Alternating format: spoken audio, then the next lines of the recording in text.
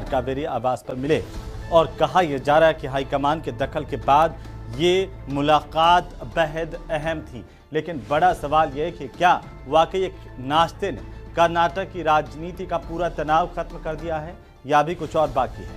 Report देखिए।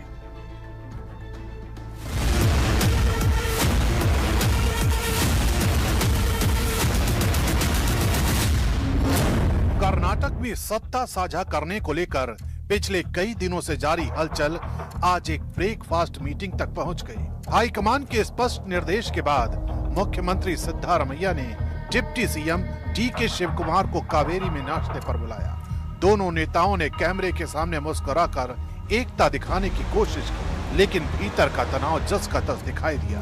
हालांकि message यही दिया गया कि सब कुछ ऑल इज वेल है। सिद्धारमैया की तरफ से कहा गया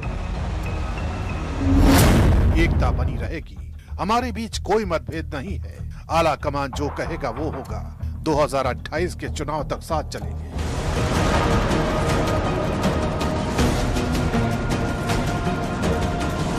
सिद्धारमैया ने भले ही मुद्दे को हल्का बताने की कोशिश की, लेकिन डीके शिवकुमार की बॉडी लैंग्वेज और हालिया बयान कुछ और संकेत दे रहे हैं। वो लगातार कहते रहे जो हाई कमान कहेगा वही करेंगे। डीके शिवकुमार कहते हैं लोगों के भरोसे और सिद्धारमैया की सोच के दम पर सरकार मजबूती से काम कर रही है।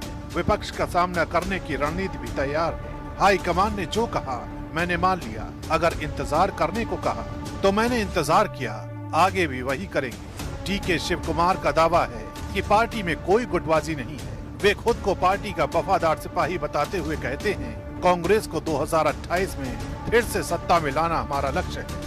नेतृत्व के निर्देश पर होने वाली ऐसी बैठकों के बाद जितना बताया जाता है उससे कहीं ज्यादा छुपाया जाता है, लेकिन ये छुपा हुआ सच भी कभी न कभी सामने आएगा जरूर। सवाल ये है कि कुछ घंटों बाद, कुछ हफ्तों बाद या कुछ महीनों बाद, क्योंकि डीके शिवकुमार सालों तक इंतजार करने वाले तो दिख नहीं रहे।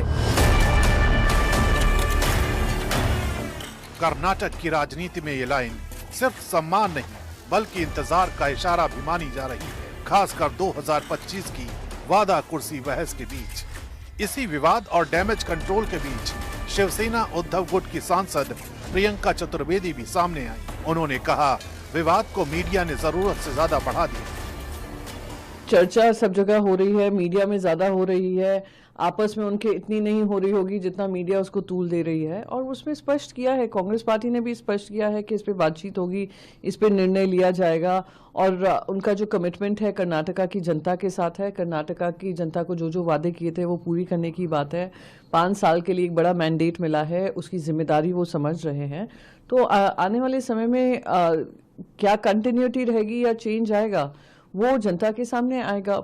तो क्या ब्रेकफास्ट मीटिंग ने कर्नाटक की राजनीति को शांत कर दिया? साफ ये है तनाव दब गया, खत्म नहीं हुआ।